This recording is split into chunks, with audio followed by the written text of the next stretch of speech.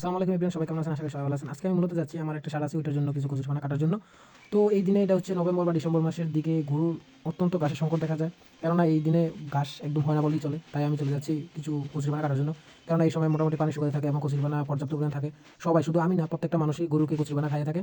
তো দেখতে দেখতে চলে আসলাম আমার ঠিক কচুরিপানার সামনে। তো এখানে প্রচুর পরিমাণ কচুরিপানা ছিল। তো আমি ভাবতেছিলাম যে এই জায়গা থেকে কিছু কাটা কাটা নিয়ে যাবো ইনশাল্লাহ। এবং এগুলো দেখতে মোটামুটি ভালো। আর আমার যেহেতু ক্রস গরু, তো ওই মোটামুটি কাঁচা ঘাসটাই একটু বেশি পছন্দ করে তুলনামূলক খেতের চাইতে। তো আমি অলওয়েজ টাইম ট্রাই করি সর্বোচ্চ কাঁচা ঘাস দেওয়ার জন্য, কেননা গরু মানে কাঁচা ঘাস, কাঁচা ঘাসের বিকল্প গরুর কিছুই নেই।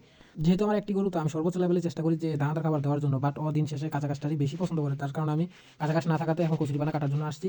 পর্যাপ্ত পরিমাণে কাটা হলে, আর আমি মূলত একদিনে আসলে আমি দুই একদিনের একসাথে কাটি না, যেহেতু এটা গাভী গরু না, যেহেতু এটা ষাঁড় গরু, তো আর তুলনামূলক দানাদার খাবারটাই বেশি খাওয়ানো হয় এবং খের খাওয়ানো হয়। তো আমি অলওয়েজ টাইম ট্রাই করি পর্যাপ্ত পরিমাণে কাঁচা ঘাস দেওয়ার জন্য। যেহেতু কাঁচা ঘাস নেই, তার কারণ বিকল্প হিসাবে আমি কচুরিপানাকে বেছে নিয়েছি।